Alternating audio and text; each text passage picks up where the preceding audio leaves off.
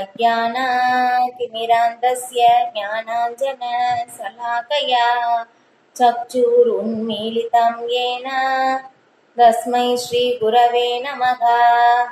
वन्देऽहं श्रीगुरो श्रीयुतपदकमलं श्रीगुरून् वैष्णवांश्च श्रीरूपं साग्रजातं सगगण रघुनाथान्वितं धंसजीवम् साद्वैतं सावधूतं परिजनसहितं कृष्णचैतन्यदेवं श्रीराधाकृष्णपादान् सहगणललिता श्रीविशाखान्वितांश्च। हे कृष्ण करुणा सिन्धो दीनबन्धो जगत्पते गोपेशा गोपिका कान्ता राधा कान्ता नमोऽस्तुते। तप्त काञ्चन गौरांगी राधे वृन्दावनेश्वरी वृषभानुसुते देवे प्रणमामि हरिप्रिये। वाञ्छाकल्पतरुभ्यश्च कृपा सिन्धुभ्य एव च पतितानां पावनेभ्यो वैष्णवेभ्यो नमो नमः। नमो विष्णुपादाय कृष्णप्रेष्ठाय भूतले श्रीमते भक्तिवेदान्त स्वामिनिति नामिने। नमस्ते सरस्वती देवे गौरवाणी प्रचारिणे निर्विशेष शून्यवादी पाश्चात्य देशधारिणे। जय श्री कृष्ण चैतन्य प्रभु नित्यानंद श्री अद्वैत गदाधर श्रीवासादि गौरभक्तवृंदा। हरे कृष्णा कृष्ण कृष्णा हरे हरे हरे राम राम राम हरे हरे। मुखं करोति वाचालं भङ्गुं लङ्घयते गिरिं यत्कृपातमहं वन्दे श्रीगुरुं दीनधारिणं परमानन्दमाधवं श्रीचैतन्य ईश्वरं कृष्णाय वासुदेवाय देवकी नन्दनाय च नन्दगोपकुमाराय गोविन्दाय नमो नमः। பகவத்கீதை அத்தியாயம் 7 ஸ்லோகம் 24. அவ்யக்தம் வியக்திம் ஆபன்னம் மன்யந்தே மாம் அபுத்தயக பரம் பாவம் அஜானந்தோ மமா அவ்யயம் அனுத்தமம். என்னை பக்குவமாக அறியாத அறிவற்ற மனிதர்கள் கிருஷ்ணர் எனப்படும் பரமபுருஷ பகவானாகிய நான் முன்னர் அருவமாக இருந்ததாகவும் தற்போது உருவத்தை ஏற்றி இருப்பதாகவும் எண்ணுகின்றனர். அவர்களது சிற்றறிவினால் அழிவற்றதும் மிக உயர்ந்ததுமான எனது பரம இயற்கையை பற்றி அவர்கள் அறியார். பொருளுரை: தேவர்களை வழிபடுவோர் சிற்றறிவுடையோர் என்று ஏற்கனவே கூறப்பட்டது. இங்கே அருவவாதிகளும் அவ்வாறே வர்ணிக்கப்படுகின்றனர். பகவான் கிருஷ்ணர் அர்ஜுனனின் முன்பு தனது தனிப்பட்ட உருவத்துடன் இங்கே பேசிக் கொண்டுள்ள போதிலும் அறியாமையின் காரணத்தால் இறைவனுக்கு உண்மையில் உருவம் கிடையாது என்று அருவவாதிகள் வாதிக்கின்றனர். ராமானுஜாச்சாரியரது குரு பரம்பரையை சேர்ந்த மாபெரும் பக்தரான யமுனாச்சாரியார் இது சம்பந்தமாக மிகவும் பொருத்தமான ஒன்றினை எழுதியுள்ளார். அவர் கூறுகிறார்: துவாம் ஷீல ரூப சரிதைக பரம பிரகிருஷ்டைக சத்வேன சாத்விகதயா பிரபலைஸ்ச சாஸ்திரைக பிரக்யாத தெய்வ பரமார்த்த விதாமதைஸ்ச நைவா சூர பிரகிருதயக பிரபவந்தி போத்தும்.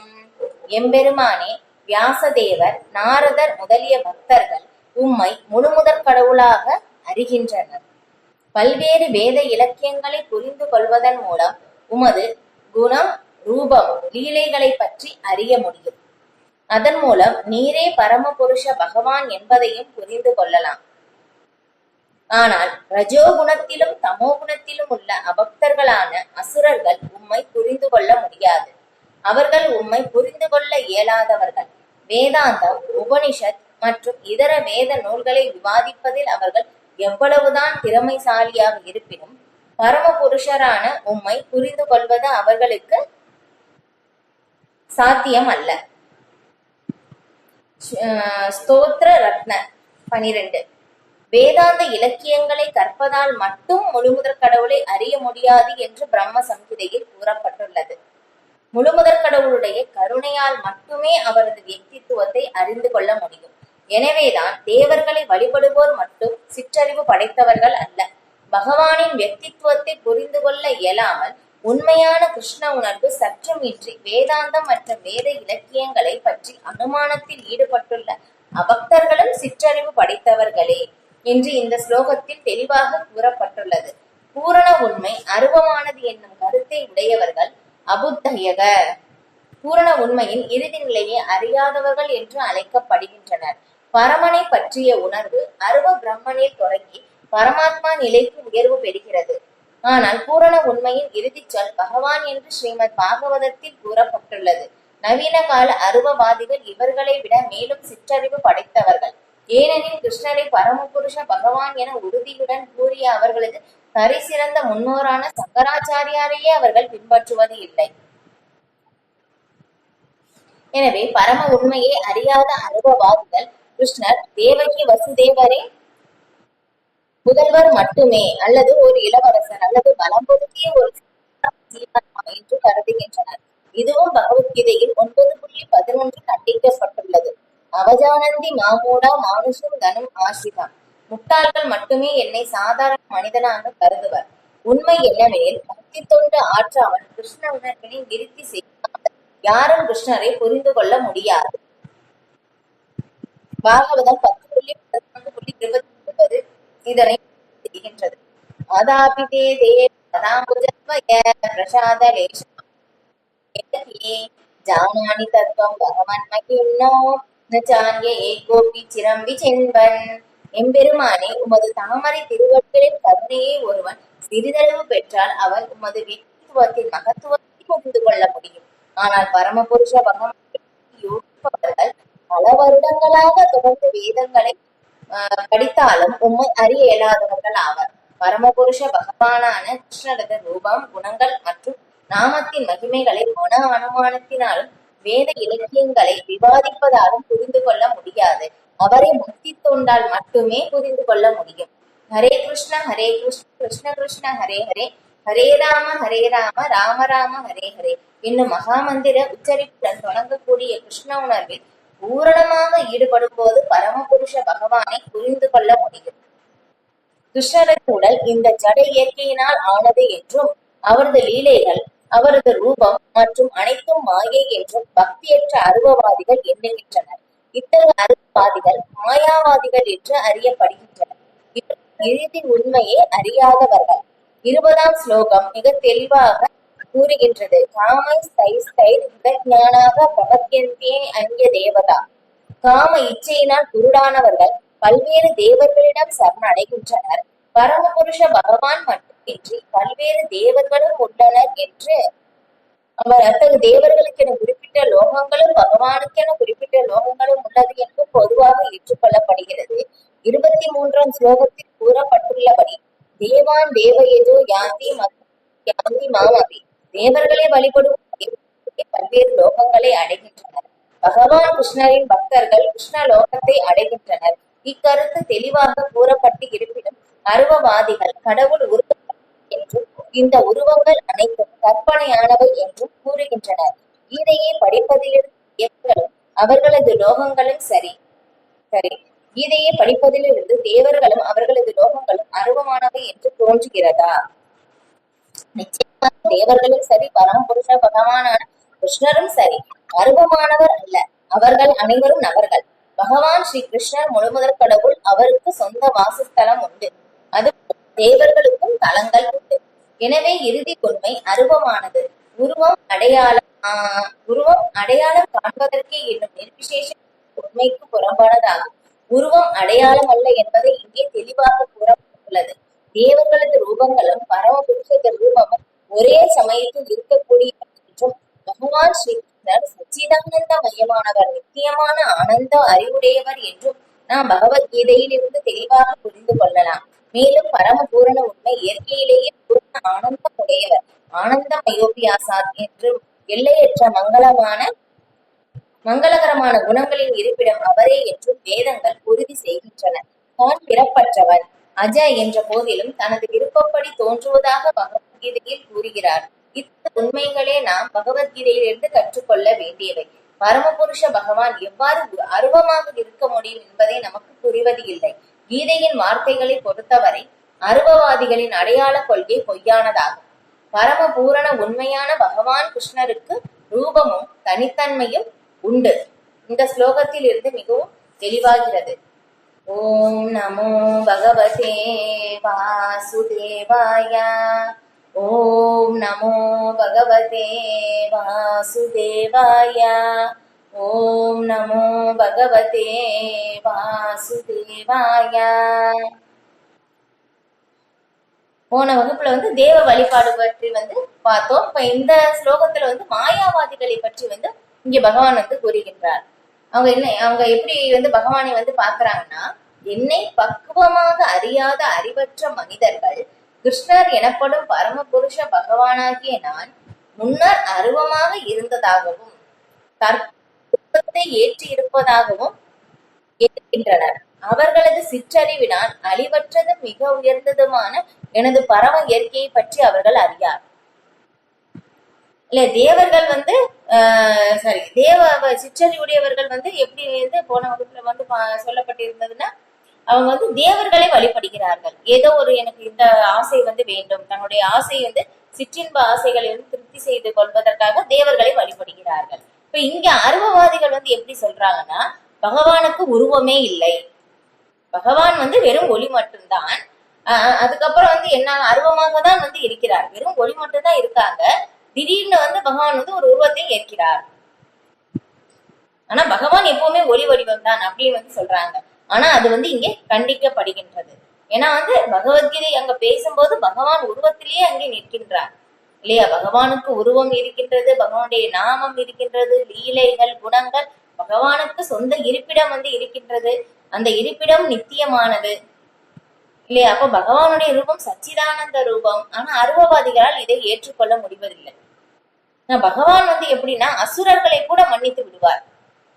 ஏன்னா அவங்க பகவானை கடவுளாக ஏற்றுக்கொள்கிறார்கள். ஆனா பகவானை எதிரியாக தான் பார்க்கிறார். அதனால பகவான் இங்க பக்தர்களை காக்கும் போது அசுரர்களை அழிப்பது கூட பகவானுடைய கருணை தான். ஆனா பகவானுக்கு உருவம் இல்லை அப்படின்னு சொல்றாங்க இல்லையா? அவங்களதான் பகவானுக்கு பிடிக்காது. ஏன்னா பகவான் எல்லா இடத்துலயும் சொல்லப்பட்டிருக்கு, பகவானுடைய ரூபம் எப்படிப்பட்டது, பகவான் நித்தியமாக லீலைகள் செய்து கொண்டிருக்கிறார், பகவானுக்கு இருப்பிடம் இருக்கின்றது அப்படின்னு சொல்லும் போதும், ஆனா அருவவாதிகள் பகவானுடைய உருவத்தை அவர்கள் ஏற்றுக்கொள்வதில்லை. இப்ப தேவர்களை வழிபடுவோர் எப்படி சிற்றறிவுடையவராக இருக்கிறார்களோ, இந்த அருவவாதிகளும் சிற்றறிவுடையவர்களே அப்படின்னு சொல்லி இங்கே சொல்லப்படுகிறது.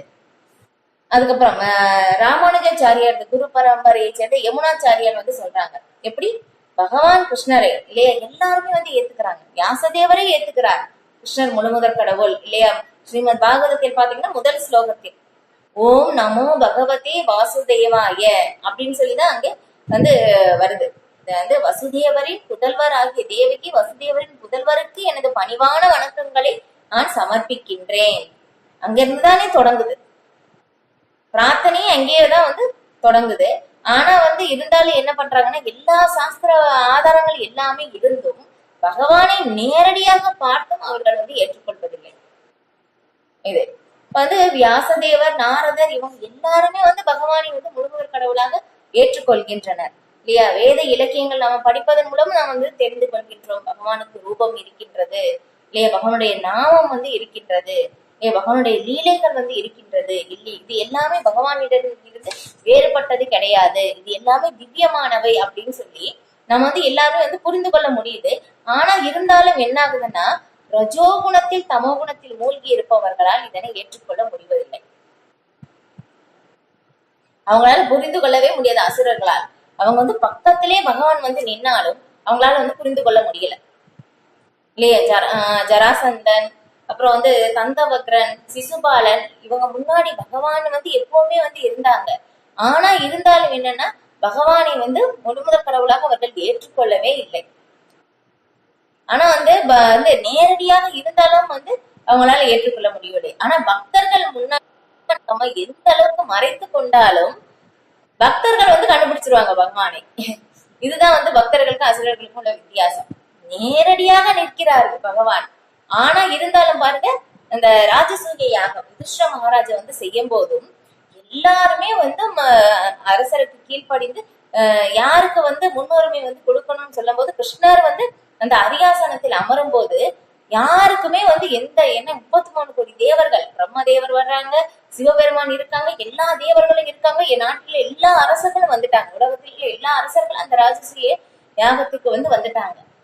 யாருக்குமே பொறாமை இல்லை கிருஷ்ணர் வந்து அரியாசனத்தில் அமரும் போது. ஆனா சிசுபாலனுக்கு மட்டும் வந்து பொறாமை.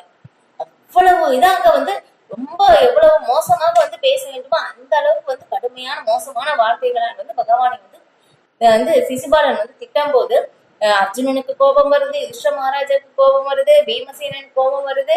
இந்த மாதிரி எல்லாருக்குமே கோபம் வந்தாலும் பகவான் வந்து எல்லாரையும் வந்து சமாதானப்படுத்தி வைக்கிறார். அதுக்கப்புறம் திரும்ப திரும்ப பேசுறத ஒண்ணே என்ன ஆகுதாமா, சிசுபாலனுடைய பகவானுடைய சுதர்சன சக்கரை எடுத்து சிசுபாலனுடைய கழுத்தை வந்து வெட்டுகிறார். அப்ப என்ன ஆச்சுன்னா, சிசுபாலனுடைய அவங்களுடைய ஆத்ம பொறி வந்து பகவானுடைய உடலில் வந்து போய் சேர்ந்துருச்சு.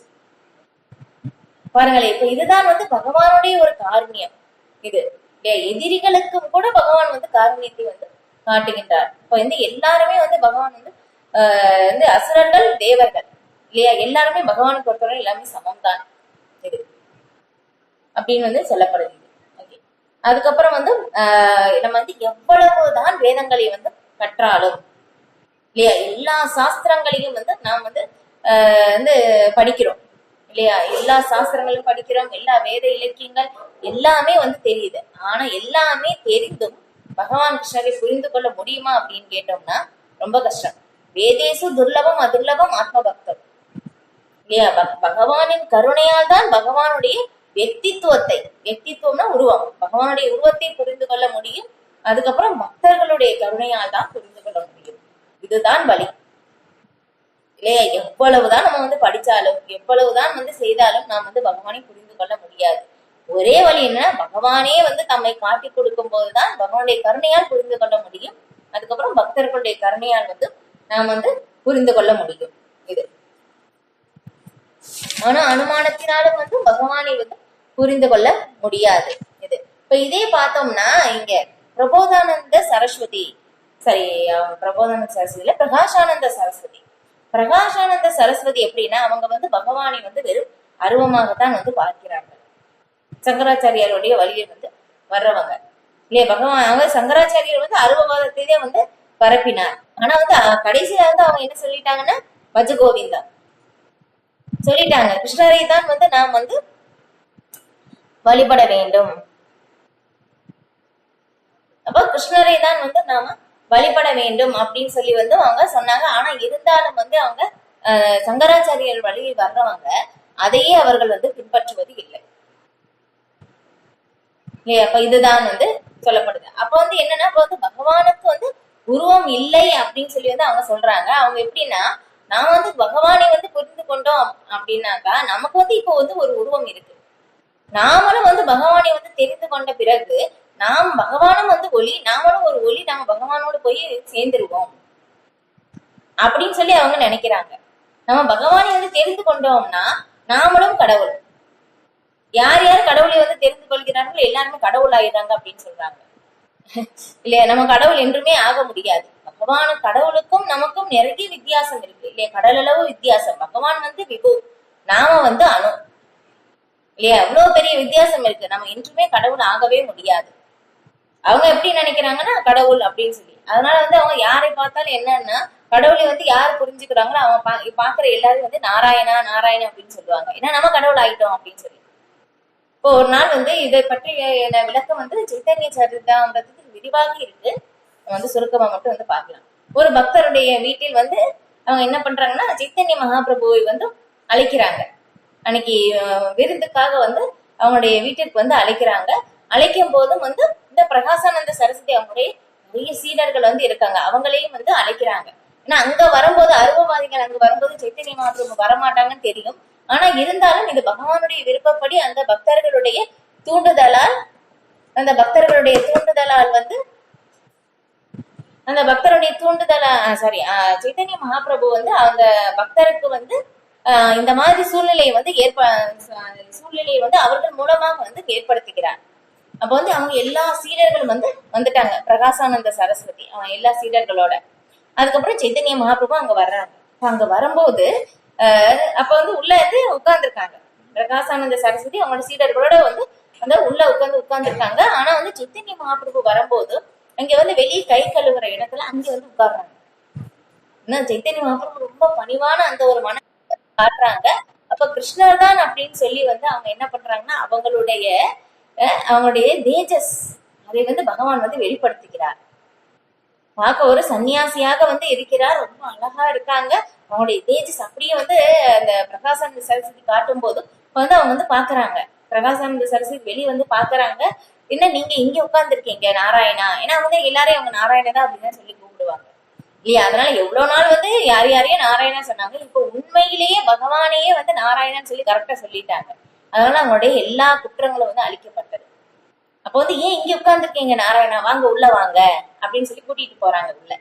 இப்ப அவங்க உள்ள கூட்டிட்டு போய் உட்கார்ந்த உடனே வந்து அவங்க வந்து பேசுறாங்க, நீங்க வந்து என்ன ஒரு சன்னியாசி இல்லையா, ஒரு சன்னியாசின்னா வேதங்களை வந்து படிக்க வேண்டும் இல்லையா. வந்து நீங்க வந்து என்னமோ ஒரு உணர்ச்சி பரவசத்தோட வந்து என்னமோ உணர்ச்சி வசப்பட்டு என்னமோ ஹரே கிருஷ்ண மந்திரம் வந்து சொல்றீங்க, டான்ஸ் எல்லாம் ஆடுறீங்க, ஒரு சன்னியாசி இந்த மாதிரி வந்து பண்ணலாமா அப்படின்னு சொல்லி கேட்கும் போதும் அப்ப வந்து சைத்தன்ய மகாபிரபு மிகப்பெரிய அவங்களுடைய உரையாடல் வந்து இருக்கும். அப்ப வந்து சொல்றாங்க சைத்தன்ய மகாபிரபு, எனக்கு வந்து இது எதுவுமே தெரியாது. ஏன்னா வந்து என்னுடைய ஆன்மீக குரு வந்து எனக்கு என்ன சொன்னாங்கன்னா, நீ இந்த ஹரே கிருஷ்ண மகாமந்திரம் வந்து சொல்லு அப்படின்னு தான் எனக்கு சொன்னாங்க. ஏன்னா வந்து எனக்கு அவ்வளவு வந்து எனக்கு அறிவில்லை. பகவானுக்கு அறிவில்லையா இல்லையா, நமக்கு வந்து அது சொல்றாங்க. வந்து எனக்கு இல்லை, வேதங்கள் எல்லாம் படிக்கிற அளவுக்கு எனக்கு புரிந்து கொள்ற அளவுக்கு அந்த பக்குவம் இல்லை, அதனால நீ ஹரே கிருஷ்ண மகாமந்திரம் மட்டும் சொல்லு அப்படின்னு வந்து எனக்கு சொன்னாங்க அப்படின்னு வந்து சொல்லும் போதும் சரி இந்த மகிமையை வந்து நீங்க சொல்லுங்களே, நான் வந்து கேட்கிறோம் அப்படின்னு சொல்லி கேட்கிறாங்க. அப்ப எல்லாருமே வந்து கேட்கிறாங்க, அந்த இதை பற்றி வந்து சொல்றாங்க. நான் வந்து என்னுடைய குரு வந்து ஆன்மீக குரு வந்து எனக்கு ஹரே கிருஷ்ண மகாமந்திரத்தை வந்து கொடுத்தாங்க. நான் தொடர்ந்து சொல்லிக்கிட்டே இருந்தேன். அது சொல்ல சொல்ல என்னாச்சுன்னா திடீர்னு என் கண்ணுல தண்ணி வருது, என்னுடைய உடல் நடுக்கம் ஏற்படுது, மெய் சிலிர்க்குது, எதனால எனக்கு தெரியல. நான் திரும்ப ஆன்மீக குருவிடமே வந்து சென்று போய் வந்து கேட்டேன். அப்போ வந்து ஆன்மீக குரு வந்து சொன்னாங்க, நீ வந்து அந்த நாமத்தின் அந்த மகிமையை வந்து நீ அதை வந்து அடைந்து விட்டாய் அப்படின்னு வந்து சொன்னாங்க. நீ இந்த ஒரு இது நிலையில் வந்தும் நீ வந்து எல்லாருக்குமே வந்து ஹரிநாமத்தை வந்து பரப்பலாம், அதற்குரிய நிலை வந்து உனக்கு ஏற்பட்டது அப்படின்னு சொல்லி என்னுடைய ஆன்மீக குரு வந்து சொன்னார். அதனாலதான் நான் வந்து இந்த ஹரே கிருஷ்ண மகாமந்திரம் வந்து நான் வந்து சொல்லிட்டு இருக்கேன் அப்படின்னு வந்து சொல்றாங்க. ஓ அந்த அளவுக்கு இந்த மாதிரி நிறைய ரொம்ப நேரம் உரையாடல் வரும். அதுக்கப்புறம் வேதாந்த சூத்திரத்தினுடைய விளக்கத்தை வந்து அவங்க வந்து அங்க வந்து சைத்தன்ய மகாபிரபு வந்து பிரகாசானந்த சரஸ்வதிக்கு எல்லாமே வந்து விளக்கி சொல்லுவாங்க. ஆனா வேதாந்த சூத்திரத்தினுடைய சாரம் தான் ஸ்ரீமத் பாகவதம். அந்த வேதாந்த சூத்திரத்தில் வந்து பொறுத்தவரையிலும் 4 ஸ்லோகம் தான் வந்து இருக்கு. இப்ப அதுல வந்து 3 விஷயங்கள் தான் வந்து சொல்லப்பட்டிருக்கு. என்னன்னா சம்பந்தா, அபிதேய, பிரயோஜனா அப்படின்னு சொல்லி அவங்க விரிவாக வந்து அந்த உரையாடல் வந்து நடக்குது. அப்ப வந்து இந்த 3 விஷயங்கள் தான் வந்து இருக்கு. கிருஷ்ணருக்கும் நமக்கும் தான் நித்திய உறவு இருக்கு. இப்ப வந்து பகவான் தான் வந்து எல்லா இடங்களிலும் பரவி இருக்கின்றார். பகவானுக்கும் நமக்கும் இருக்கின்ற அந்த உறவை வளர்க்கக்கூடிய செயல் தான் வந்து பக்தி தொண்டு சேவை. அதன் மூலமாக அடையக்கூடிய பிரயோஜனா தான் கிருஷ்ண பிரேமை. இதுதான் வேதாந்த சூத்திரங்களில் வந்து சொல்லப்பட்டு இருக்கு அப்படின்னு சொல்லி அவங்க வேதாந்த சூத்திரத்தை அதனுடைய சுருக்கத்தை வந்து அந்த விளக்கத்தை வந்து விளக்கமாக வந்து அங்கே சொல்றாங்க. அதை கேட்ட உடனே வந்து எல்லா சீடர்களுடைய மனநிலை மாறுது, புரிந்து கொள்ள முடியுது உண்மை இல்லை. அப்ப வந்து அவங்க சொல்றாங்க, எங்களுக்கு தெரியுது நாங்க செய்யறது தவறுதான் அப்படின்னு சொல்லி, ஆனா அதுல இருந்து எங்களால வெளியே வர முடியலன்னு சொல்லி அவங்க ஒத்துக்குறாங்க. அவங்களுடைய தவறை வந்து ஒத்துக்குறாங்க. பகவானுக்கு உருவம் இருக்கு, பகவானுடைய நாமம் உன்னதமானது அப்படின்னு சொல்லும் போது சரி நீங்க கீர்த்தனம் வந்து செய்யுங்களேன், நாங்களும் பாக்குறோம் அப்படின்னு சொல்லும் போது ரொம்ப சைத்தன்ய மகாபிரபு கீர்த்தன் பண்ண எல்லாருமே சேர்ந்து ஆட ஆரம்பிச்சிடுறாங்க. எல்லாருமே சேர்ந்து ஆடும்போது அவங்களுக்கு அந்த பரவசங்களை பிரகாசானந்த சரஸ்வதி முழுமையாக பகவான் சைத்தன்ய மகாபிரபு சரணடைகிறார் இல்லையா. இப்ப பகவானுடைய நாமம் வந்து அவ்வளவு வலிமை வாய்ந்தது. அப்ப வந்து பகவானுக்கு உருவம் இருக்கு அப்படின்னு சொல்லி அப்ப வந்து அவங்க ஒத்துக்குறாங்க. இவ்வளவு நாள் வந்து இவ்வளவு வருடங்களாக அருவவாதம் தான் அப்படின்னு சொல்லி உயர்ந்தது, பகவானுக்கு உருவம் இல்லை அப்படின்னு சொன்னவங்க பகவானை வந்து அவர்கள் ஏற்றுக்கொள்கிறார்கள். அந்த ஒரு நிலை. ஏன்னா பகவானுடைய கருணையால் வந்து அவங்களால புரிந்து கொள்ள முடியுது. இப்ப இங்க வந்து பார்த்தோம் இல்லையா, நம்ம வந்து எவ்வளவுதான் படித்தாலும், வேதங்களை படித்தாலும் பகவானை வந்து புரிந்து கொள்ள முடியாது இல்லையா. பகவானுடைய கருணையால் தான் புரிந்து கொள்ள முடியும். அப்ப வந்து அங்கே சைத்தன்ய மகாபிரபுடைய கருணையால் வந்து பிரகாசானந்த சரஸ்வதி அவங்களுடைய எல்லா சீடர்களும் வந்து அவங்களுடைய மனநிலையை மாறி பகவானுக்கு உருவம் இருக்கு அப்படின்னு சொல்லி வந்து பகவானுடைய கருணையால் வந்து சைத்தன்ய மகாபிரபுடைய கருணையால் வந்து அவங்களால வந்து ஏற்றுக்கொள்ள முடிந்தது. அதுக்கப்புறம் அவங்க கீர்த்தனம் பண்றாங்க, பயங்கரமா டான்ஸ் ஆடி அவங்க எல்லாருமே வந்து சேர்ந்து கீர்த்தனம் பண்றாங்க. ஓ, பகவானுடைய நாமம் அவ்வளவு உயர்ந்ததா அப்படின்னு சொல்லிட்டு இதுதான் வந்து பகவானுடைய காரணியம். அந்த அளவுக்கு இது சொல்லப்படுகிறது. இப்ப வந்து பகவானை வந்து நம்ம வந்து அருவமாக உணர்வதுதான் வந்து உயர்ந்த நிலை வந்து கிடையாது. ஸ்ரீமத் பாகவதத்தில் வந்து சொல்லப்பட்டிருக்கு, பிரம்மேதி பரமாத்மேதி பகவான் ஏதி சத்தியதே அப்படின்னு சொல்லி 3 விதத்தில் வந்து நாம் உணரலாம். இது நிறைய தடவை வந்து நம்ம பார்த்திருக்கோம் இல்லையா. பிரம்மம், பரமாத்மா, பகவான் இல்லையா. பகவான் வந்து வெறும் ஒளி வடிவம் அப்படின்னு சொல்லி நினைக்கிறது முழுமை கிடையாது.